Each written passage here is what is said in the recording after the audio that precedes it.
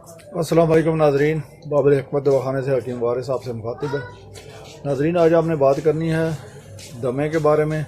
दमे का इलाज क्या है और कौन सी देसी जड़ी बूटी जो है ना दमे के लिए मुफीद है और इसको कैसे इस्तेमाल करना है आगे चल के इस वीडियो में देखते हैं। नाजरीन, आपसे गुजारिश है कि मेरे यूट्यूब चैनल को लाजमी लाइक और सब्सक्राइब करें ताकि आइंदा आने वाली वीडियो से आप फ़ायदा उठा सकें। तो नाजरीन, यह है सोमा क्लिपा। ये जो जड़ी बूटी है इंतहाई कारामद है दमे के लिए। ये बहुत ही मुफीद और मुअस्सर है। इसको इंग्लिश में एफेड्रा कहा जाता है, संस्कृत में इसको बलोची और कश्मीरी में आसमानी बूटी, हज़ारे में आसमानिया कहा जाता है। ये एक जड़ी नुमा बूटी होती है। इसके पौधे के पास से बीनी बीनी खुशबू आती है। अगर खुश्क हो जाए तो इसकी खुशबू बहुत कम हो जाती है।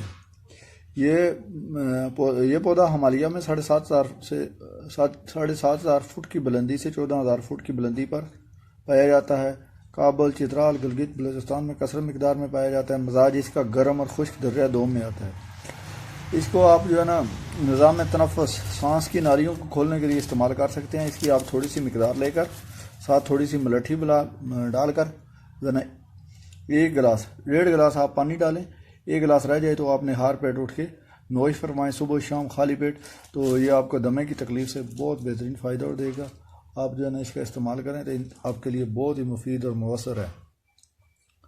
तो इस तरह की वीडियो मज़ीद देखने के लिए नाज़रीन हमारे चैनल को मज़ीद सब्सक्राइब करें। ये इसको कहते हैं सोमा क्लिपा एफेड्रा। तो ये जो आपको बहुत फ़ायदा देगी, बहुत मुफीद है और गर्म तासीर है। इसके साथ आप निशाना बनाने के लिए, खांसी, नज़ला, ज़ुकाम, बुखार के लिए इसके साथ आप जो है ना जो मलठी भी इस्तेमाल कर सकते हैं। मलठी, ये आपके पास मलठी है।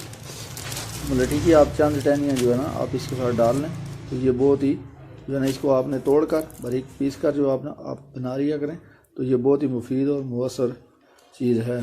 तो आज के लिए इतना ही, मिलेंगे इंशाल्लाह नेक्स्ट वीडियो में। अल्लाह हाफिज़।